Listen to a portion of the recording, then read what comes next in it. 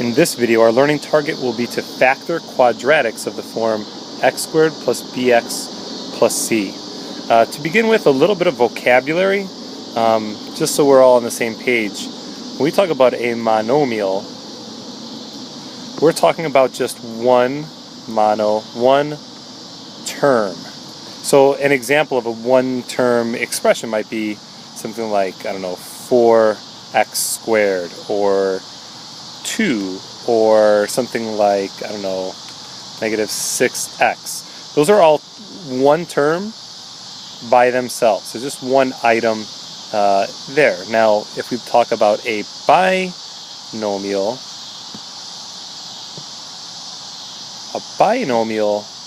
by definition is two terms. So we're looking at things that are of the form like x plus 3. There are two terms there, the x and a positive 3. Or for example, let's say x squared minus 7. We have x squared as a term and negative 7 is a term. Now when we talk about trinomials, you're probably already thinking tri means 3, so it's a 3-term expression, and you would be correct. So 3 terms would be something, for example, let's say x squared minus 9x plus 20. So we're going to be focusing on today changing an expression that is a trinomial, or 3 terms, into a product of two binomials. And that process is called factoring. So let me show you a couple of basic examples to give you an idea. So what we're going to do is try to factor each of these trinomials into a product of two binomials. So for example A, let's say we are looking at that same trinomial I wrote down before, x squared minus 9x plus 20. Now the way I teach this is I use a wheel. Alright, now in the wheel I make an x, and the top term that I put in the x is the c value, the bottom term is the b value, and then I want to find two numbers m and n such that m times n equals the top number c and m plus n equals the bottom number b. So that's all taken from just the standard x squared plus bx plus c. So that constant c goes here, the coefficient b goes down here.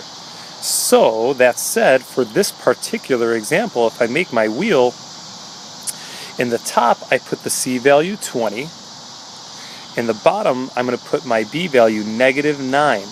Now the idea is to find two numbers m and n such that when I multiply these two numbers I get 20, and when I add those two numbers I get 9.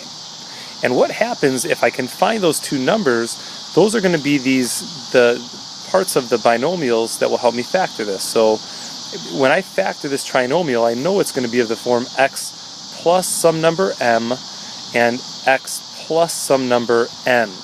Those are my binomials, two terms here and two terms here.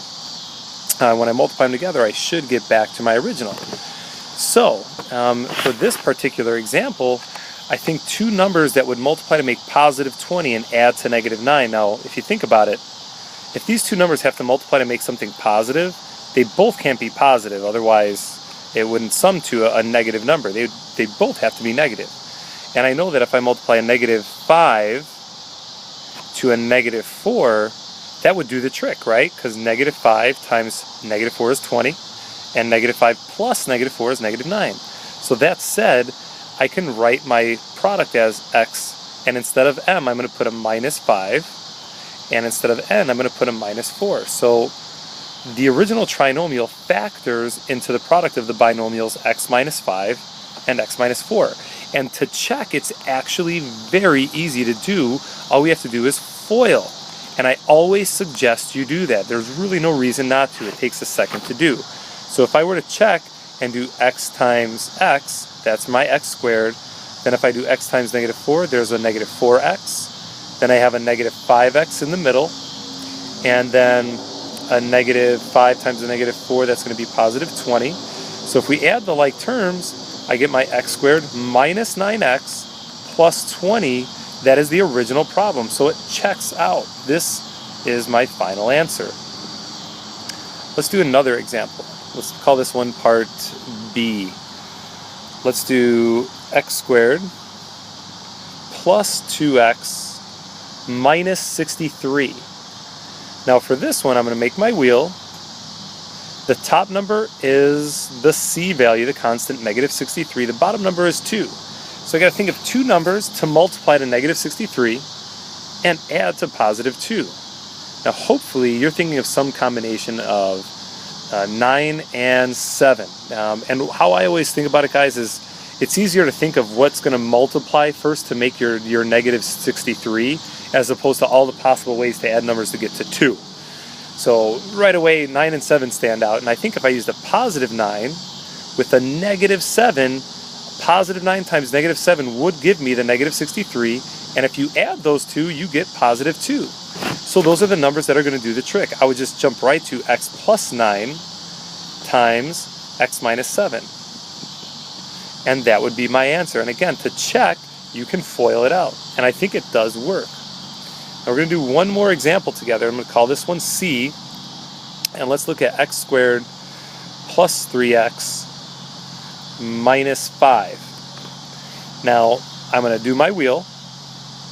And my c value is negative 5.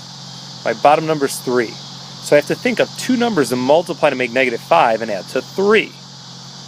Now, there's really only negative 1 times positive 5 or positive 1 times negative 5. Those are the only things that are going to work. If you add those, you're going to get either 4, using this one, not 3, or negative 4.